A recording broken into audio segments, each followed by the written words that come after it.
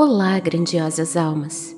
Sejam todos bem-vindos ao canal Desperte-se. Fiquem agora com o áudio de Vital Froze, de 9 de setembro de 2023. Bom dia, meus amados. Vamos para mais um áudio neste sábado. Hoje é interessante que hoje tem um portal, né? 9/9. Não é o portal mais importante de setembro, porque teremos o portal do equinócio, acho que é dia 21, né? 21/9. Enfim, o dia que inicia a primavera. Eu ultimamente não me apego mais tanto em datas e estou começando a me perder nos dias, né? Mas é normal. Logo, logo nós não precisamos mais de calendário nem de relógio. Porque o único tempo que vai existir é sempre o eterno agora, onde nós não teremos mais nenhuma dificuldade em ter o passado e o futuro junto com o agora, com o presente, né? Mas enfim, 9/9, portal aberto. É interessante porque a gente acha que o portal abre no dia certo, 9/9, não. O portal, geralmente, ele tem um tempo, uma janela, que fica aberta. Ele abre e fecha dentro de um tempo. Normalmente é 21 dias. Então ele começa 10 dias antes e 10 dias depois, mais o dia do calendário. Então são 21 dias. Então esse portal de 9/9 ele emenda com o portal do equinócio. Vai ser praticamente uma janela dentro de uma janela, né? Mas eu não vim aqui falar de portais hoje, porque o assunto que me traz é um outro. Eu vou dar um título, como eu sempre digo, dar o nome aos bois. Hoje vamos dar um título para esse áudio: Tragédias coletivas, omissão e ação. Ou melhor, tragédias coletivas, ação e omissão. É melhor essa segunda hipótese, é mais adequada. Ação e omissão. Porque em todas as tragédias coletivas a gente vê claramente ações e omissões. É engraçado isso, porque pouca gente percebe a ação e a omissão dentro das tragédias coletivas. Em primeiro lugar, já falei alguns anos atrás, eu acho que foi no tempo que caiu aquele avião da Chapecoense, que foi um momento também que a gente fez muita reflexão. Porque é preciso que a nossa alma, de vez em quando, receba um choque para despertar, para acordar, sair daquela coisa mecânica, sair daquela situação que a gente chama de robotizado, né? Agir individualmente ou coletivamente como se fosse um robô. Não, nós somos almas. A alma é a animação do corpo. A alma é uma consciência. A alma está aqui para evoluir, está aqui em aprendizado. No mundo de dualidade, de provas e expiações, enfim, tudo isso já foi falado. E as tragédias coletivas, elas fazem parte de um plano de alma coletivo, onde aquelas almas escolhem passar por aquela situação porque elas têm a pendência de algo de vidas passadas que precisam ser resgatadas. Então elas escolhem tempo e lugares mais ou menos que coincidirão com um fato, para que elas possam ter a oportunidade, caso não tenham feito nada até ali, que com aquela situação vivida elas possam então sim conseguir resgatar definitivamente uma pendência de vidas passadas para poder fazer a ascensão. Então as almas, quando passam por uma situação de tragédia coletiva ou individual também, obviamente, ela está recebendo a sua carta de alforria, aquela carta que é a condição da ascensão definitiva da alma, sair do mundo de provas e expiações para um mundo de regeneração, que é o nosso objetivo de estar aqui. As tragédias coletivas, elas também têm um plano que ele é indireto para mexer com as outras almas que estão presas ao apego, ao imediatismo, ao egoísmo, para que elas possam trabalhar o seu lado solidário, o seu lado compassivo. Lembrando aqui que tantas vezes foi falado que para uma alma ter a condição da ascensão, existem certas qualidades, certos conceitos éticos e morais dentro dela, e que poderíamos aqui colocar como pilares, como já disse outras vezes. E dentro desses pilares tem 3 que eu acho fundamentais. Amor incondicional, que é aquele amor desinteressado, né? A compaixão e o respeito. E nas tragédias coletivas nós podemos realmente ver até que ponto esses 3 pilares estão solidificados dentro de nós. Então, quando acontece qualquer tragédia, seja lá no lugar do mundo que for, né? Nós vemos os 2 lados, a ação e a omissão também, porque agora nada mais fica escondido. A ação, em todas as tragédias coletivas, ela sempre é mais vista e mais forte nas pessoas comuns, naquelas pessoas anônimas, naquelas pessoas que simplesmente se compadecem e têm amor incondicional suficiente dentro de si para sentir a dor do outro, a necessidade, a tragédia de uma forma mais profunda do que a maioria sente, e também tem o respeito para aqueles que sofrem, para aqueles que sobreviveram, aqueles que fazem parte daquelas famílias, daquelas situações, daqueles lugares onde há realmente as perdas. Então nós vemos isso nas pessoas. Mas engraçado que a gente não vê isso nas autoridades. Não é uma coisa surreal isso? A gente vê naquele que não tem condições nenhuma. Não tem poder, não tem recursos, não tem nada, mas ele vai lá, você não tem como ajudar financeiramente em donativos, em doações, de uma forma de amparo ou outra, acolher alguns que precisam de amparo, daqueles que sofreram as tragédias.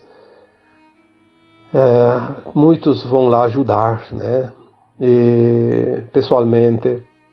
E aquelas pessoas que são as autoridades, que deveriam zelar pelo povo, pelas pessoas, a mídia que deveria anunciar a verdade, mostrar, se compactua com a força maligna para esconder, para evitar que se responsabilize quem de fato deveria ser responsabilizado, porque para tal estão na posição que estão, no cargo que estão. Se uma autoridade está de posse de um cargo, ela tem os seus deveres e ela precisa mostrar que cumpre os seus deveres, não somente por solidariedade, que geralmente eles não têm, porque hoje quem tem o poder não tem, na verdade, né, essas qualidades é o que falta. Tem muito de uma coisa, falta tanto da outra parte, né? São as polaridades. Mas para que ele não seja criticado, que ele não seja visto como omisso, então a mídia geralmente, agora ultimamente, faz muito isso. Ela omite os fatos, ela faz uma camuflagem, dá uma nova dimensão das coisas diferente para que recaia menos cobrança sobre aqueles que são realmente pagos e muito bem pagos e eleitos e colocados em seus cargos, em seus poderes, em seus pedestais, para que possam, nessas horas, mostrar realmente o poder de decisão, de ação. E no que nós vemos é realmente o contrário, a omissão. Então, a ação acaba sendo daqueles que menos responsabilidade teriam, que largam os seus afazeres, que largam as suas coisas, largam as suas coisas e às vezes até se desfazem de recursos que faz falta para eles para poder entrar na solidariedade em benefício daquele que está precisando. E aqueles que se locupletam com o poder, que têm todos os recursos, mas preferem comprar apoio do que dar apoio àqueles que realmente precisam. Eu vou citar dois exemplos. Não vou tão longe, porque nós temos exemplos todos os dias, todas as horas, todos os meses, todos os anos. 2 exemplos. Nós tivemos a semana passada um caso de um incêndio numa ilha do Havaí. Eu não fico guardando nomes, mas parece que era um lugar chamado Lahaina, né? Mas é no Havaí. Bom, todos nós sabemos que há tecnologias que sempre foram escondidas da humanidade, que são armas poderosíssimas. O engraçado é que as tecnologias que trazem benefício inimaginável para as pessoas, elas são suprimidas, mas aquelas que podem causar danos irreversíveis, elas são utilizadas e ainda são escondidas da humanidade para que não seja jogado contra tais pessoas essa responsabilidade, né? Nós vimos lá naquela ilha, como vimos em tantos outros lugares, como na Califórnia há uns 2 anos, e em outros lugares recentemente, esses incêndios que quem não está lá nem sabe o que aconteceu, mas é importante que as pessoas procurem se informar que não são incêndios normais. São armas escalares usadas tecnologicamente por recursos que nós nem imaginamos e que elas são direcionadas. Elas escolhem a dedo a propriedade que tem que ser consumida, o que não pode consumir pelo fogo, tem que deixar salvo, né? É uma operação cirúrgica, uma precisão impressionante. Tanto é que as pessoas que conseguiram imagens que a mídia não mostra e jamais vai mostrar, barcos incendiando no meio da água, no meio do mar, pessoas queimando no meio da água. É interessante isso. Mas ninguém que devia dizer é isso, é aquilo, se levanta. Por quê? Porque a guerra é a informação contra a desinformação. E ninguém se importou, ninguém sabe quantos milhares de pessoas morreram daquela forma, quantas pessoas perderam as propriedades. E que sim, agora aquele que te quebra a perna te oferece a muleta, né? É sempre assim. Aliás, ele não oferece a muleta, ele quebra a perna e te vende a muleta. Se ele desse pelo menos a muleta, seria menos dramático. Vai te vender a muleta. Então agora vão financiar alguma propriedade em outro lugar, porque lá é um lugar valioso. E numa outra situação, um outro lugar, é assim, né? Quer lá em tal lugar ter uma casinha para você, vai financiar, vai pagar o resto da vida. O que era teu não existe mais. Todo o jogo de interesses, né? Mas o que me traz hoje é uma reflexão que aconteceu esta semana, que foi aquele, sim, um evento meteorológico simplesmente fora do comum, uma quantidade enorme de chuva num único lugar em pouco tempo, né, poucas horas, poucos dias, numa região serrana, onde as águas não têm espaço. Porque se fosse uma planície, ela se alarga, então ela tem espaço. Então, por mais que ela inunde, alague, ela não consegue levar, porque ela só vai molhar, vai submergir. Mas numa região serrana, quando a água sobe, ela pega uma velocidade incrível, porque tem o desnível. E ali o que tiver na frente vai, seja árvores, seja animais, seja propriedades, seja estradas, seja pontes, o que tiver, redes elétricas. E nas regiões montanhosas, geralmente as comunidades se desenvolvem nos vales, porque tem a facilidade da água, tem a facilidade de construir uma estrada, puxar uma rede elétrica. Então as comunidades se desenvolvem ao longo dos rios. Pequenos rios, não são rios muito grandes, porque na serra não são tão grandes, mas que eventualmente eles se tornam uma armadilha também, é óbvio, e é sempre um risco maior. Mas há regiões, como essa região do Rio Grande do Sul, que foi atingida essa semana, é uma região de imigrantes, né, europeus, a maioria italianos, alguns alemães, outros de outras raças também, de outros países, mas são pessoas que enfrentaram uma imigração e desenvolveram ao longo de um século e meio, em média, um grande progresso. Trouxeram o progresso, trouxeram o desenvolvimento de uma região, transformaram em riqueza o seu trabalho e geram recursos para si, para os outros e para o Estado, para os governantes principalmente, que são aqueles que recebem o grande quinhão de quem trabalha e que são aqueles que deveriam zelar pelos seus povos, pelos seus contribuintes principalmente, se não for pelo amor, pelo menos pelo interesse dos recursos gerados. Mas a gente não vê uma coisa e não vê outra, né? Além de tudo, é uma região que eu conheço bem, porque eu nasci na minha infância, me banhei naqueles rios, era o meu banho.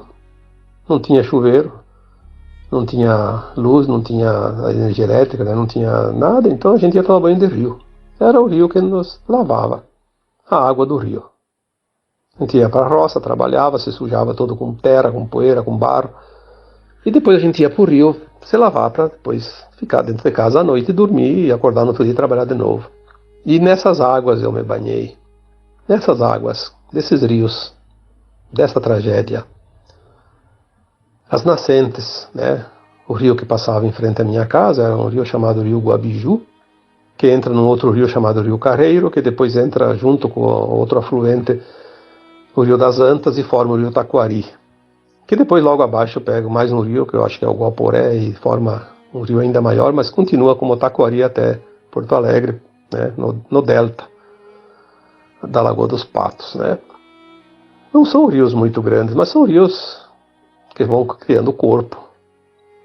Mas onde houve mais a tragédia é onde o rio ainda não é tão grande, né? É ali nas margens do Rio das Antas, do Rio Careiro, e depois sim já o Taquari. Uma região que eu tenho lembranças dos lugares, porque eu andei para aquelas regiões, convivi naquela região, né, um tempo de criança principalmente, e mais recentemente, às vezes eu passo por lá também. Uma região riquíssima, de propriedades muito bem estruturadas, ricas propriedades, né, apesar de ser pequenas propriedades, um conforto que se conseguiu depois de um século e meio, através de várias gerações, e que gera uma riqueza extraordinária, porque a riqueza não é dada pelas grandes indústrias, onde são sempre beneficiados com favores.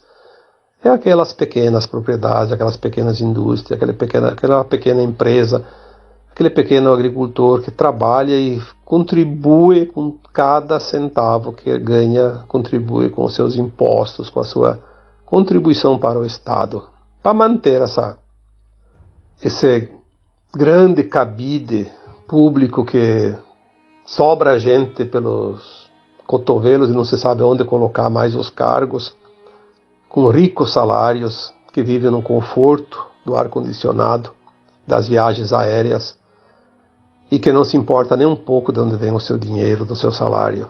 E essas pessoas que pagam nunca reclamaram de nada. Contribuíram silenciosamente, porque também é um dever contribuir, sim. Manter a máquina estatal, por enquanto, ainda é uma contribuição e um dever, porque ainda é assim que funcionam os sistemas. Mas não precisava ser tão inchada dessa forma e tão exploradora como é, né? E foi essa região que essa semana passou por uma catástrofe que ninguém que está fora pode imaginar. Porque a mídia se omite. A mídia mostra alguns lancezinhos aqui e ali. Tem algum repórter que até se anima a fazer uma coisa, mas depois quando vai lá para divulgação é cortado parte que não interessa. Porque compromete aqueles que pagam a mídia religiosamente para omitir fatos e inventar fatos. A tragédia, ela é realmente inimaginável.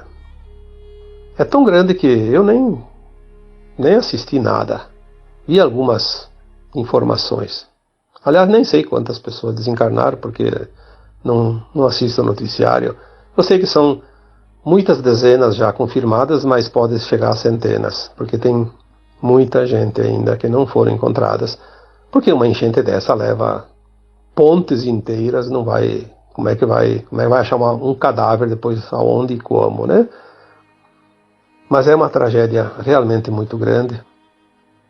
Mas não é pelo fato dos mortos em si, porque desencarna aquele que precisa desencarnar, na hora que ele pediu, e da forma que ele pediu, para finalizar um projeto de alma. Eu vi pessoas em certos relatórios que ficaram uma noite inteira no telhado de uma casa, sem saber se aquela casa ia embora, se ia continuar ali, se a água ia subir acima do telhado. Aí eu fico imaginando a dor, o sofrimento, a tortura que um ser humano precisa viver numa situação dessas. Pessoas que ficaram agarradas no teto, na copa de uma árvore, uma noite inteira também, se fosse pelo menos de dia, mas de noite. E eu vi uma foto lá que alguém tirou de porcos agarrados num telhado, não sei se era de uma casa ou se era um chiqueiro. Um animal agarrado com as duas patas dianteiras se segurando, porque a água estava com metade do corpo dele já coberto de água, né? Aí quantos animais foram levados, né? Cavalos, bois, vacas, carneiros, cachorros, gatos, galinhas e animais que não são domésticos também, né? Quantas casas foram levadas embora, quantas pontes, praticamente todas as pontes, comunidades inteiras sem comunicação. Aí tem cidades lá que, tipo Roca Salles e Mussum, que foram das mais prejudicadas, pelo que se viu, né? Não sei, talvez tenha outras lá que a gente não saiba, que praticamente desapareceram. Não há mercados, não há farmácias, não há lojas, não há nada. Não há água, não há luz, não há comida, não há mais nada. E as pessoas sem as casas, sem os seus pertences, sem os seus móveis, sem os seus documentos, sem as suas roupas, sem as suas camas, sem os seus quartos para dormir. Pessoas que perderam seus carros, quantos, né? Suas máquinas agrícolas. As indústrias, quantas indústrias perderam tudo, seus estoques, sua produção. Lojas que perderam seu estoque, mercados que perderam tudo. O mercado que eles têm um abastecimento para a cidade inteira por um mês, 2, ficou sem nada. E as pessoas, muitos nem sabem, porque há a omissão de quem devia ser a ação. Muitos dizem assim, mas aquilo lá é normal. Aí eu penso, lembra dos 3 pilares, amor incondicional, compaixão e respeito. Olha, isso não é para os outros não, isso é para você. Se você não sente compaixão numa hora dessas, se não é solidário, não precisa contribuir, não precisa dar teu dinheiro, tuas coisas, se você está até difícil para você, muita gente não tem nem para si. Mas pelo menos sinta compaixão, seja solidário, porque daqui a pouco a vez pode chegar para ti. Eu não vou falar que essa situação vai acontecer com esses que se omitem, que são os responsáveis, seriam os responsáveis para agora estar lá, manga arregaçada, de bota de borracha, se você precisa andar junto lá e ajudar. Esses vão pagar mais adiante, naqueles planetas horríveis de provas e expiações, os mais tristes que podem existir ainda nos universos infinitos, é lá que eles vão pagar suas contas. Porque está escrito isso, faz parte do projeto Terra, das almas que aqui estão. Não sou eu que estou inventando, eu não estou dizendo nada. Estou apenas lembrando que existem as leis divinas. E as leis divinas são infalíveis e imutáveis. Ou nós pagamos com amor ou pagamos com a dor todas as nossas ações mal conduzidas desta vida e das vidas passadas. Eu não vejo outra alternativa a não ser algumas ocorrências ainda acontecerem para demover certas almas da sua dureza. Porque tem almas boas que estão duras por não fazer nenhum esforço para mudar. Mas elas já teriam ainda condições, sim, de fazer a sua ascensão e ir para a nova terra. Mas talvez algumas tragédias ainda vão mexer com essas almas endurecidas, vão dar uma oportunidade de se amolecerem um pouquinho. O que nós temos visto é a ação da comunidade, das pessoas de bem.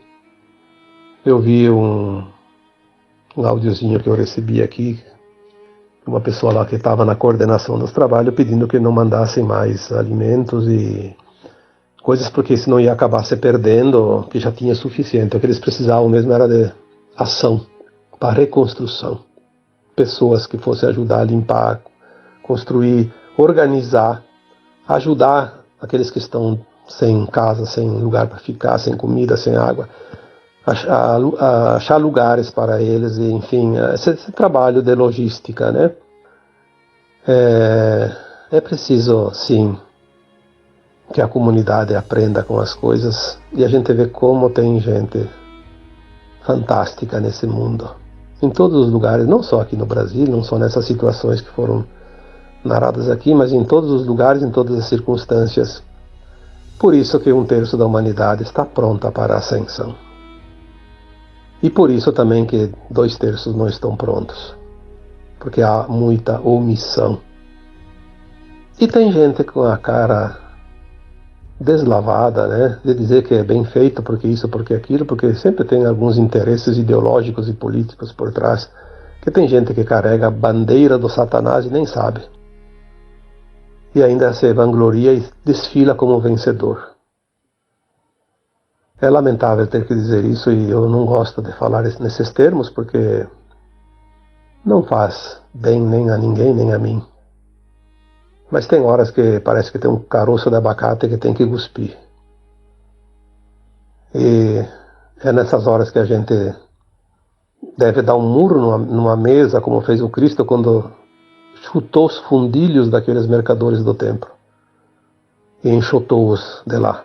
Tem horas que a gente precisa sim enxotar, mas enxotar de uma forma bem formidável, como você diz assim, amorosa, mas muito dura, porque tem pessoas que precisam levar choque. Não aprendem. Mas quando chegar a vez deles, eles vão lembrar. Provavelmente não mais nesse planeta, talvez num outro planeta. E não será por uma oportunidade, será por milênios. Esta é a dura realidade da omissão. Omitir é tão prejudicial quanto roubar, quanto matar, quanto condenar. A omissão é tão negativa quanto aquele que faz uma ação do mal. Mas a ação bem feita, a ação voluntária, a ação solidária, compassiva, esta sim é a tábua de salvação de muita gente. Fica aqui essa reflexão, pois quem consegue sentir a compaixão sente a dor alheia. E nessas horas nós sentimos a dor de cada um.